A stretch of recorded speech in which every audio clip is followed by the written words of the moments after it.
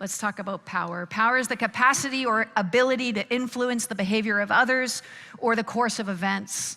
We all have power because we all have influence. And abuse is to use to bad effect or for a bad purpose, to misuse. What does abuse of power look like, and how do we use our power for change? Now, I'm gonna ask you some questions right now, and the reason I'm gonna ask you them is because I think it's helpful for us to have a really sober look at how we use the power that we have. Some of us have great power, and some of us have a little bit of power, but how we use our power is the measure of our leadership. How we use our power is the measure of our leadership. I'm gonna use this Duluth model, they call it, to kind of help people reflect on how they use their power in relationships between women and men. A misuse of power is coercion and threats. A good use of power is negotiation and fairness.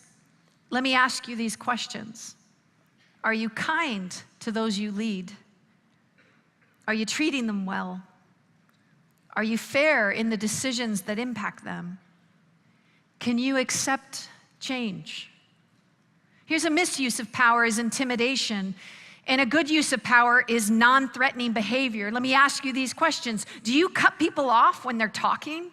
Do you dismiss ideas? Do you close yourself off from interaction or feedback? There's emotional abuse, or there's respect. Do you value and actively listen to others? Do you show regard for other people's traditions or opinions or feelings or experiences? These are important questions for us to contemplate about how we're using our power. Isolation is a misuse of power. Trust and support is a good use of power. Do you encourage people to think and act widely? Is there room to grow and participate in self-improvement in your sphere of influence? Do people feel included in decision-making processes? Minimizing, denying, and blaming is a misuse of power. Honesty and accountability is a good use of power. Do you accept responsibility for your own actions?